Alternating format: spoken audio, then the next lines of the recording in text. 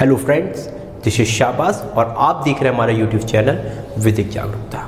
जैसा कि आप जानते हैं कि हम इस चैनल में समय समय पर जुडिशियल एग्ज़ाम से रिलेटेड वीडियोस लेके आते हैं और आपको जुडिशियल एग्ज़ाम्स के बारे में बताते हैं जो हमने फेस किया है या जो हमने अपनी लाइफ में देखा है। आज की भी एक वीडियो बड़ी इंपॉर्टेंट वीडियो होने वाली है, क्योंकि बहुत से लोगों ने मुझसे क्वेश्चन पूछा है कि सर टाइम मैनेज नहीं होता, एग्ज़ाम की तैयारी कर रहे हैं लेकिन टाइम मैनेजमेंट नहीं हो पा रहा है। अब टाइम मैनेजमेंट करने की मैंने कोशिश की है, मैंने कुछ लोगों को ये टिप्स दी हैं, उन्होंने इस चीज़ को फॉलो किया और उनका टाइम मैनेजमेंट हुआ है। तो कोशिश करिए कि हो सकता है ये आपके लिए भी बेनिफिशियरी हो।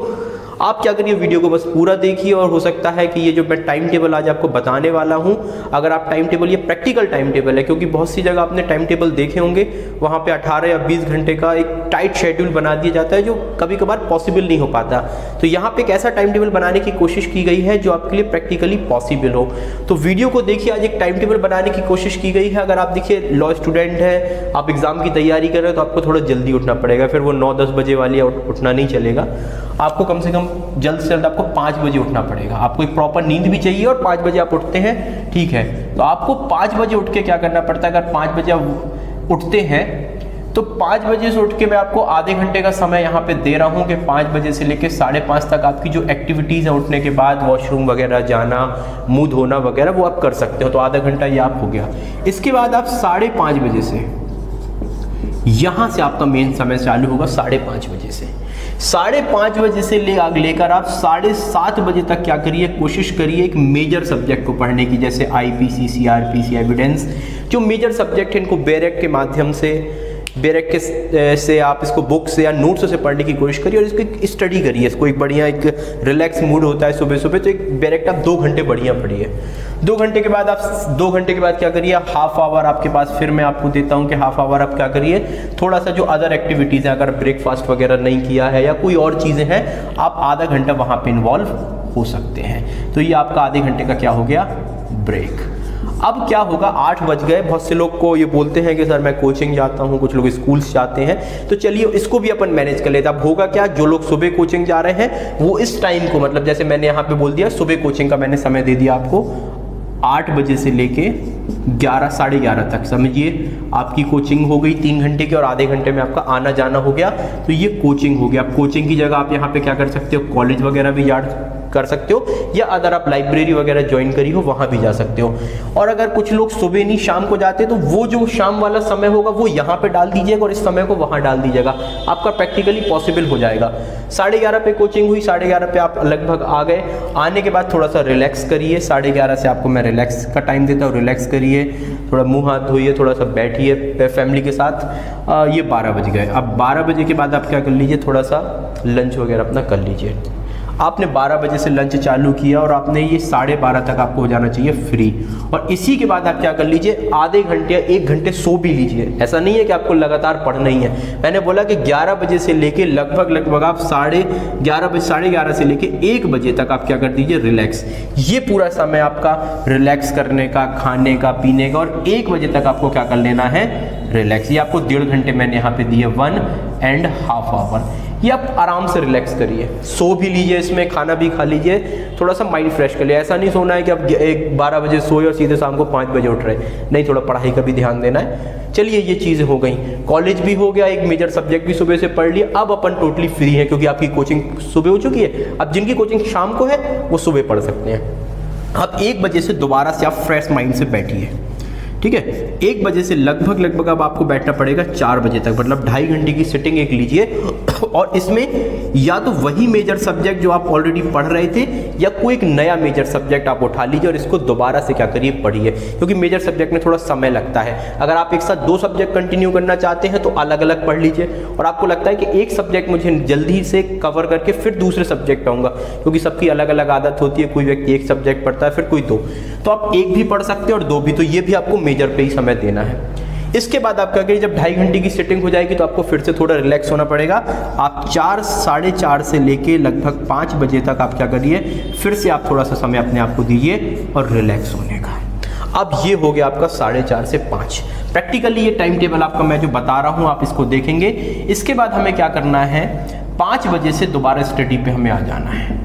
5 बजे से। 5 बजे से अब हमें 6 बजे तक जो ये समय देना है, ये किस चीज़ को समय देना है, ये हमें जीके जीएस को देना है समय, जीके जीएस, ठीक है। अगर आपके यहाँ इंग्लिश पूछी जाती है या कंप्यूटर, मतलब लॉ के अलावा जो चीज़ें हैं उनको आपको पढ़ना है, क्योंकि इससे माइंड भी आपका फ्रेश होगा, क्योंकि लॉ पढ़ते पढ़ते भी बोर हो जाते हैं, ये चीज़ आती है कि सर लॉ पढ़ते पढ़ते बोर, तो ऐसी चीज़ पढ़ लिए जीके जीएस इंग्लिश, इसमें इंटरेस्टिंग भी होती है, बहुत सारी चीज़ें मज़ा भी आती है। 5 से 6 एक ही घंटा पढ़ा था, अभी आपने रिलैक्स हुआ था, दोबारा आप क्या करिए अब 6 बजे से लेके, अब देखिए यहाँ जब मेजर अपन सब्जेक्ट पढ़ रहे हैं तो मेजर सब्जेक्ट के साथ इसकी MCQ को भी आपको लगाने हैं, ये याद रखिएगा। इसी समय में देखिए ये 2 घंटे यहाँ था और ये 2.5 घंटे यहाँ, तो मतलब कुल 5.5 घंटे हो रहा है, तो 5.5 घंटे में आप सब्जेक्ट भी आराम से पढ़ सकते हैं, उसके MCQs भी लगाइए और उसके नोट्स वगैरह भी आप बनाना चाहो तो मेजर का वो भी बना सकते हो।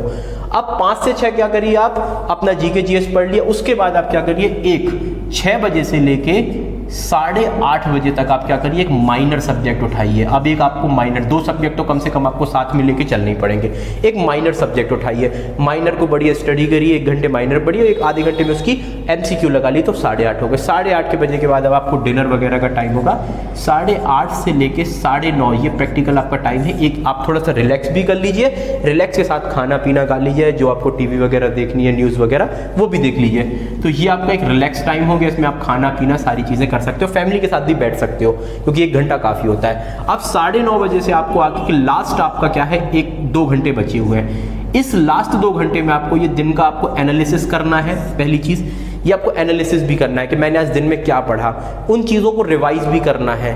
इसके साथ साथ आप YouTube के वीडियोस भी देख सकते हैं, अगर कोई चीज़ आपको समझ में नहीं आ रही आप वेबसाइट्स वगैरह या मैगजीन्स भी पढ़ सकते हैं लॉ से रिलेटेड, और अगर कोई चीज़ आपको अच्छे से समझ में नहीं आई थी या कभी टेस्ट वगैरह है तो ये भी पढ़ सकते हो। तो ये आपको टाइम रखना है एनालिसिस के लिए कि हमने दिन में क्या पढ़ा, तो उसको रिवाइज भी कर लीजिए। कुछ कल का रूटीन क्या रहेगा, कल क्या पढ़ना है, इसके बारे में भी आधे घंटे में सोचिए, मतलब ये 2 घंटे में सोचिए। इसके साथ साथ मैंने आपको बताया कि आप मैगजीन्स भी पढ़ सकते हो, लॉ वेबसाइट और यूट्यूब के वीडियोस भी देख लीजिए। कुछ रिलैक्सिंग वीडियो होते हैं जो सॉफ्ट म्यूजिक वगैरह सुनते हैं, तो ये ज़्यादा ना सुन के कोशिश करिए सब्जेक्टिव, जैसे लॉ से रिलेटेड वीडियोज़ देखिए कि यार उसमें चीज़ें क्या बता रहा है, कोई अपनी लाइफ के बारे में, लॉ के बारे में क्या बता रहा है, कोई प्रोविज़न जो हमने इस समय पढ़ा था पूरे दिन कोई चीज़ नहीं समझ में आई थी, उन चीज़ों को और अच्छे से डिटेल में समझ लीजिए। और जब आपका 11:30 हो जाए, तब इसके 11:30 के बाद आप इससे ज़्यादा मत जगिए, क्योंकि आपको सुबह 5 बजे जगना है, इसके बाद आपका ये स्लीप टाइम हो जाता है। तो अगर इस टाइम टेबल को अपन देखते हैं तो देखिए ये 2 घंटे यहाँ पे स्टडी टाइम, ठीक है, ये आपका 1.5 घंटे, तो कितना हो गया 3.5 घंटे, 4.5 घंटे, 4.5 घंटे के बाद ये 2 घंटे हम जोड़ते हैं 6.5 घंटे, 6.5 घंटे के बाद अगर हम ये जोड़ते हैं 3.5 घंटे, क्योंकि कोचिंग भी आपका पढ़ाई है, तो ये आपका होता है 6.5, 7, 8, 9, 10 घंटे हो जाता है। 10 घंटे के बाद अगर हम यहाँ जोड़ते हैं और ये हो जाता है आपका लगभग 2.5 घंटे, तो कम से कम 12 से 13 आवर की प्रैक्टिकल स्टडी हमारी हो रही है यहाँ पे। ये टाइम टेबल मैंने ऐसा नहीं बनाया कि आप बोल दो कि आप 16 घंटे पढ़े, 18, वो प्रैक्टिकली पॉसिबल नहीं होता। अगर 2-3 दिन व्यक्ति कोशिश भी करता है, आपकी तबीयत वगैरह भी खराब होती। तो ये वो टाइम टेबल है प्रैक्टिकली जो मैंने अपनाया है और मैंने अपने लोगों को बताया है, उन्होंने अपनाया है। और ये टाइम टेबल प्रैक्टिकली, मैं बार बार बोल रहा हूँ, वर्ड यूज कर रहा हूँ प्रैक्टिकली, ये प्रैक्टिकली करना पॉसिबल है। तो टाइम टेबल वो बनाइए जो आपको बेहतर लगता है। अब 1-8 घंटे आप क्या कर सकते हो, अपने लिए भी दे सकते हो। अगर आपको लगता है कि नहीं अभी मेरी स्टडी पूरी हो चुकी है, और आप यहाँ पे अगर चाहे तो आप यहाँ पे 10:30 से क्या कर सकते हो, 10:30 से लेके 11:30 तक कर सकते हो। तो फिर आपका यहाँ पे 1 घंटे आसपास बच जाएगा। तो आप यहाँ पे 1 घंटे 7 से लेके 8 तक आप अपना इसको यहाँ पे कवर कर लीजिएगा। और ये जो समय रहता है ये आप अपने फ्रेंड्स के साथ या वगैरह व्हाट्सअप चैटिंग वगैरह मैसेज वगैरह में, ये भी ज़रूरी है। देखिए एकदम से ऐसा नहीं है कि बिल्कुल सन्यासी बन जाओ और वैसी पढ़ाई करो, तो ज़रूरी सब कुछ है। तो अगर आपको लगता है कि मेरा 2 घंटे यहाँ पे ज़रूरी नहीं है, मेरा 1 घंटे में एनालिसिस हो जाता है, तो 1 घंटा यहाँ से कट करके यहाँ पे दे दीजिए और उस पर आप रिलैक्स करिए, फैमिली को टाइम दीजिए, अपने फ्रेंड्स को टाइम दीजिए। अगर इस हिसाब से आप 4-5 साल स्टडी कर लेते हैं, जैसे आपने LLB ऑनर्स पे एडमिशन लिया है, ठीक है, ऑनर्स में आपके पास 5 साल होता है, तो 5 साल अगर इस प्रकार से आप पढ़ाई करते हो तो 100% आपका फर्स्ट अटेम्प्ट में सिलेक्शन भी होगा, आपने अगर सही तरीके से पढ़ा है।